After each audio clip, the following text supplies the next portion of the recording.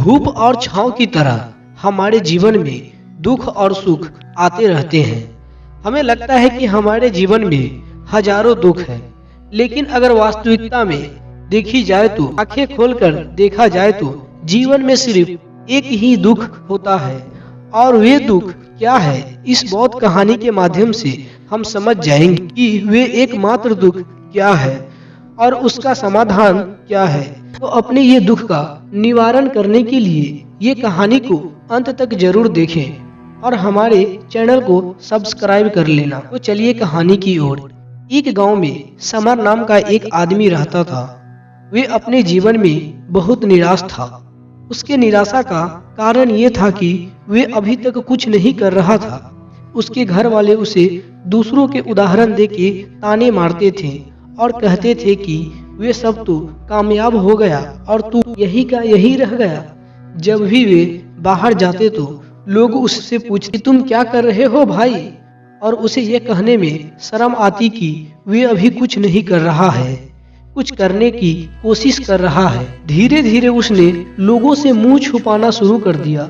उसका दुख इतना बड़ा था कि उसे लगता था कि वे धरती पे एक बोझ है और उसके बस में कुछ भी करना नहीं है। वे कुछ कर ही नहीं सकता, तो वे जीकर क्या करेगा, उसे मर जाना चाहिए। वे अकेले में बैठकर रोता और भगवान को दोष देता। एक दिन उसने अपने गांव में एक गुरु को देखा जो दुखों के ऊपर अपना प्रवचन दे रहे थे।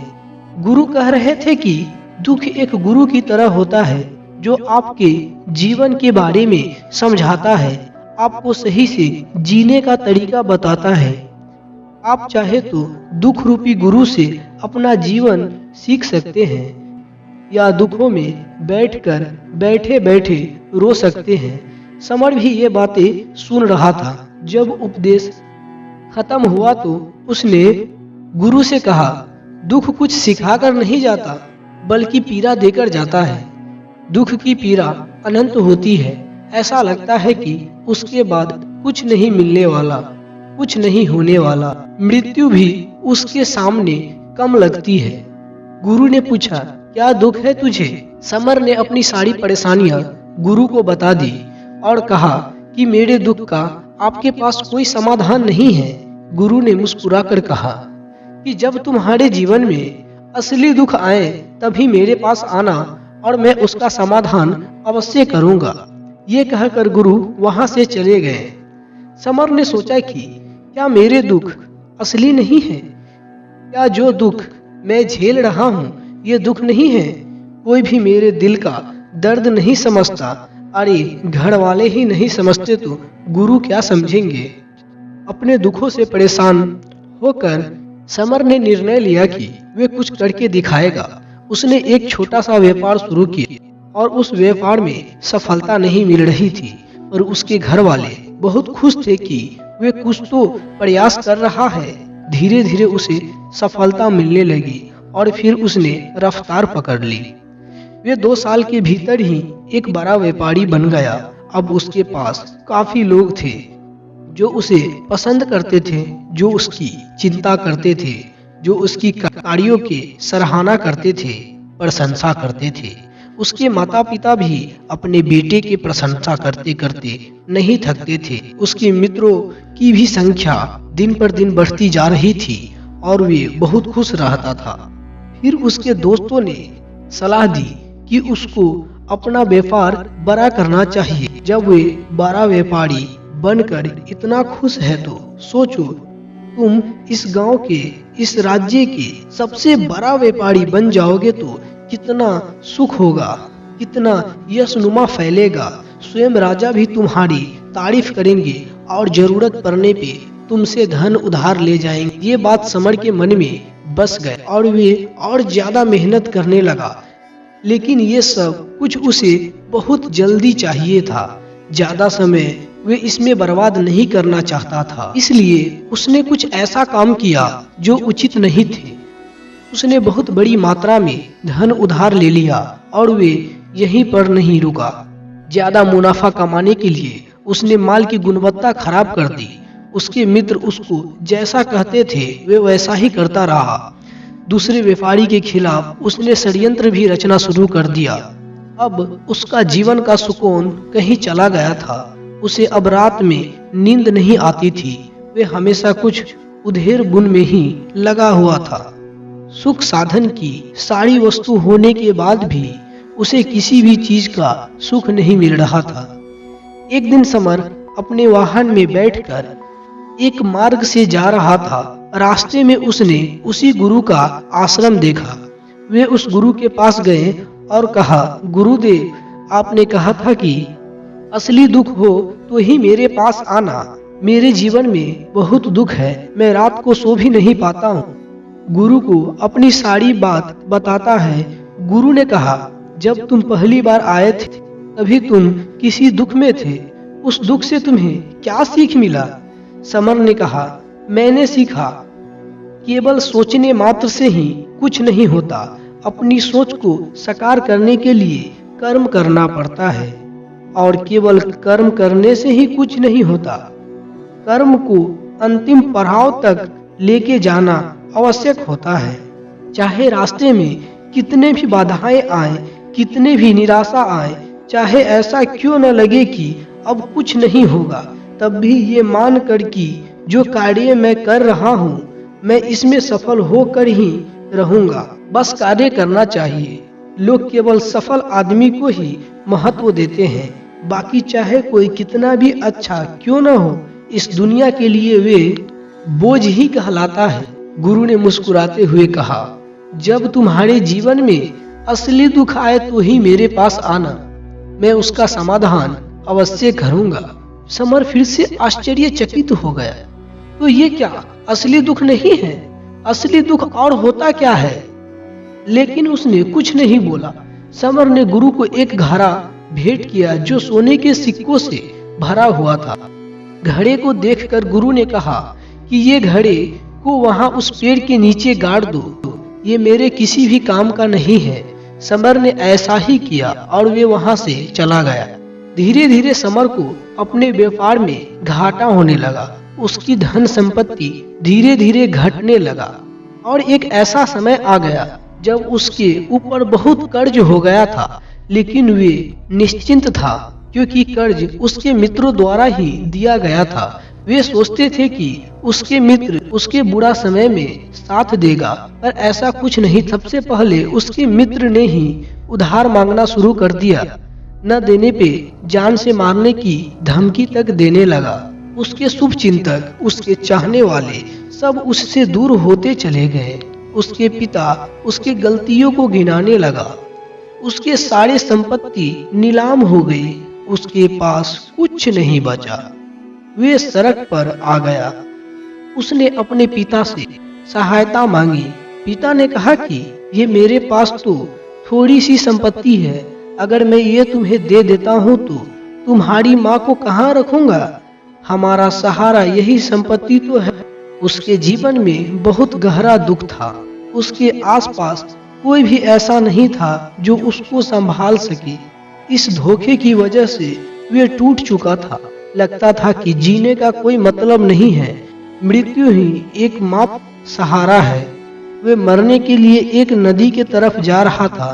तभी रास्ते में उसे याद आया कि गुरु ने कहा था कि जब उसके जीवन में असली दुख आए तो उनके पास आए और वे उसके दुख का समाधान करेंगे। समर गुरु के पास गया और उसने गुरु को सारी बात बताई और गुरु को कहा कि मेरे दुख का समाधान कीजिए गुरुदेव। गुरु ने फिर से कहा, जब तुम्हारे जीवन में असली दुख आए तभी मेरे पास आना, मैं उसका समाधान अवश्य कर दूंगा। समर ने कहा, असली दुख, असली दुख क्या होता है? ये असली दुख गुरुदेव, क्या अब मेरे जीवन में घट रहा है? ये दुख नहीं है। गुरु ने कहा, तुम पहले ये बताओ कि तुमने ये दुख से क्या सीखा? समर ने कहा, जो लोग तुम्हारे तरक्की के पीछे पीछे तुम्हारे साथ आए हैं वे तुम्हें धोखा देंगे, क्योंकि तुम्हारे बुरे समय में वे तुम्हारा साथ नहीं देंगे बल्कि तुम्हारा फायदा उठाएंगे। भरोसा केवल उन्हीं लोगों पर करना चाहिए जो तुम्हारे बुरे समय में, असफलता के समय में तुम्हारे साथ खड़े रहे। और ऐसा लोग बहुत कम देखने को मिलता है। गुरुदेव, जिन्हें ये लोग मिलता है उन्हें हमेशा ही उनका कदर करना चाहिए। कभी किसी के खिलाफ षड्यंत्र नहीं करना चाहिए। ईमानदारी और धैर्य के साथ काम करना चाहिए। लालच नहीं करना चाहिए।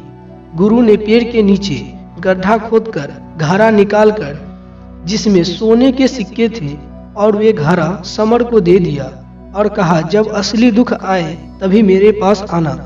समर को उस घड़े से थोड़ी उम्मीद मिली। उसने गुरु को प्रणाम किया, धन्यवाद किया और वे घड़ा लेकर चला गया। उस धन से उसने दोबारा व्यापार शुरू किया। वे छोटा सा व्यापारी बनकर भी बहुत खुश था और वे ईमानदारी से काम करते रहा। करते करते वे फिर से एक बड़ा व्यापारी बन गया। हालांकि अब उसे कुछ समय लगा, लेकिन अब वे खुश था। उसका जीवन खुशियों से भरा। लेकिन आप कितने ही अच्छे हैं, कितने ही अच्छा काम करते हैं, दान करते हैं या पुण्य करते हैं, लोगों की मदद करते हैं। जीवन में दुख सबको आता है, तो समर के जीवन में भी फिर से दुख आया। उसके माता पिता की मृत्यु हो गई। वे दोनों एक ही साथ मृत्यु को प्राप्त हो गया। समर अपने माता पिता से बहुत प्रेम करा करता था, इसलिए उसे बहुत गहरा आघात लगा। वे उन दोनों को शमशान ले गया, वहां पर उनकी अंतिम क्रिया की। समर ने जब उन चिता में जलते हुए देखा तो उसका मन बेचैन हो गया। उसके मन में हजारों सवाल खड़े हो गए। वे घर वापस आया तो उसने माता पिता की संपत्ति को देखा, जिसके लिए वे हमेशा लड़ते रहते थे। आज वे लावारिस की तरह पड़ी थी। उसकी देख रेख करने वाला कोई नहीं था। उसके माता पिता ने जो भी इकट्ठा किया था सब वहीं पे रह गया था। एक दिन पहले भी वे अपने संपत्ति के लिए लड़ने को तैयार थे, लेकिन आज सब कुछ खत्म हो चुका था। उसका मन बहुत बेचैन हो रहा था। लग रहा था जैसे कुछ खाली सा है, कुछ अकेलापन सा है, कुछ डर है, कुछ है जो समझ नहीं आ रहा। इसलिए वे गुरु के पास पहुंचा। गुरु ने समर को देखते ही कहा कि क्या दुख है, क्या दुख है? समर ने कहा, जीवन में वैसे तो कोई दुख नहीं है गुरुदेव, सब ठीक है, सब सुखी है। आज मेरे माता पिता की मृत्यु हो गई है और मेरा मन बहुत दुखी है। गुरु ने कहा, इसमें दुखी होने वाली क्या बात है? एक दिन तो सबके प्रियजनों को मर जाना ही है। जीवित तो यहाँ पे कोई नहीं है। तुम भी एक दिन मर जाओगे। हो सके कल या हो सके तो आज या अभी भी मर सकते हो। समर ने कहा कि गुरुदेव, आप ये क्या कह रहे हो? मैं भी मर जाऊंगा। अरे मैं तो अभी जवान हूँ। गुरु ने कहा, इस भ्रम में मत रहो कि मृत्यु सिर्फ बूढ़ों पे ही आती है। बूढ़े के सामने जवान भी मर जाते हैं, बच्चे भी मर जाते हैं। मृत्यु को किसी के उम्र से कोई लेना देना नहीं है। गुरु के मुख से ये बातें सुनकर वहां से चुपचाप चला गया और उसका मन जैसे बेचैन हो गया था। वे कुछ खालीपन सा महसूस कर रहा था। दिन रात वे अपने बारे में ही सोच रहा था कि वे क्या कर रहा है, वे क्यों है, वो कैसे है, हम क्या है, हम क्या करने आए हैं यहाँ पर? क्या बस चीजों का उपयोग करना और मर जाना ही जीवन है? उसे कोई जवाब नहीं मिल रहा था और उसका दुख बढ़ता जा रहा था।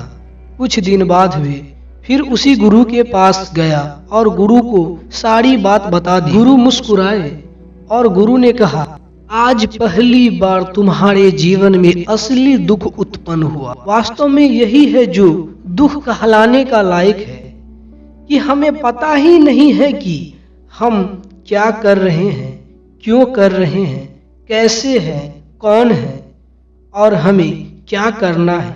समर ने कहा, गुरुदेव, मेरे दुखों का समाधान कीजिए। गुरु ने कहा, हम सब अपने जीवन भर क्या इकट्ठा करते हैं? समर ने कहा, गुरुदेव, सभी लोग धन संपत्ति, मान सम्मान, प्रेम, परिवार, मित्र, शत्रु, पद, प्रतिष्ठा इकट्ठा करते रहते हैं। गुरु ने कहा कि क्या इसमें से कुछ भी इकट्ठा करके हम अपने साथ ले जा सकते हैं? समर ने कहा, नहीं गुरुदेव, इनमें से तो कुछ भी साथ नहीं ले जा सकते हैं। मेरे माता पिता के साथ भी कुछ नहीं गया, सब तो यहीं पे छूट गया। गुरु ने कहा, ध्यान से समझना, इस दुनिया में हम जिसे इकट्ठा करते हैं उसे हम कभी इकट्ठा करते ही नहीं हैं। सभी चीजों को देखते हैं लेकिन उसे देखते ही नहीं हैं। जिसे हमें इकट्ठा करना है वह है हम खुद। हमें इस दुनिया में अपने आप को इकट्ठा करना है ताकि जब हमारी मृत्यु हो तब हम एक हो सके और अपने आप को पहचान सके। हम बटे हुए हैं प्रेम में, नफरत में, क्रोध में, धन में, संपत्ति में, पद में, प्रतिष्ठा में, सम्मान में, पहचान में, धर्म में, जाति में, दूसरों को लूटने में और अपने आप को लुटवाने में। और ऐसे ही हजारों लाखों वासनाओं में हम बटे पड़े हैं। हम टुकड़ों में जीवन जी रहे हैं। हमारी चेतना कभी भी एक नहीं है। हमारी ऊर्जा शक्ति बिखर गई है। इसलिए हमारे पास इतनी भी शक्ति नहीं है कि हम मुड़कर अपने ओर देख सके। वास्तव में लोग जिंदगी भर दुख दुख कर कर चिल्लाते रहते हैं और उनका समाधान खोजते रहते हैं कि उनका समाधान कभी मिलेगा ही नहीं, क्योंकि जिन्हें वे दुख कहते हैं वे दुख है ही नहीं। इसलिए यहाँ कभी उनके दुखों का समाधान नहीं मिलता। वे बस एक परिस्थिति से छूटकर दूसरे परिस्थिति में फंस जाते हैं। जैसे वे पहले समस्या में रो पड़ते हैं वैसे ही वे दूसरी समस्या में रो पड़ते हैं। हमेशा ही एक समाधान नजर आता है, वे मृत्यु, और वे भी कोई समाधान नहीं है। इसलिए आपको परम समाधान चाहिए तो अपने आप को इकट्ठा करो, अपनी ऊर्जा इन संसार से वापस खींचो, उसे एकत्रित करो, अपने ऊपर ध्यान लगाओ। मृत्यु से पहले अपने आप को पहचान लो। ऐसे ही बिखरे हुए मत चले जाना। समर ने कहा, तो क्या गुरुदेव हमें ये संसार छोड़ देना चाहिए? अपनी इच्छाओं को मार देना चाहिए? धन संपत्ति इकट्ठे नहीं करने चाहिए?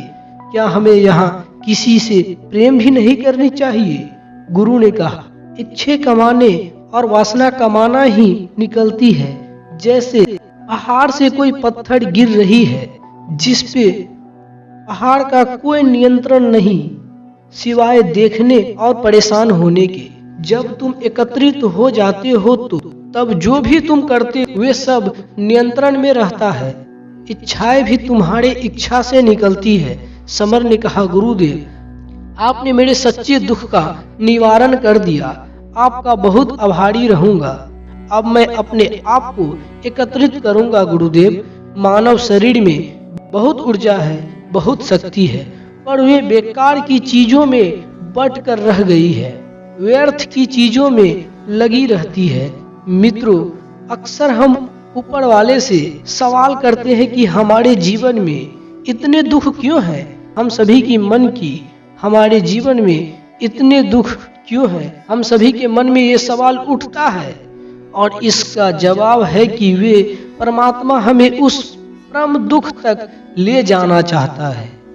वे सबसे बड़े दुख तक ले जाना चाहता है जहाँ पे हमें पता चल सके कि इंसान का असली दुख क्या है।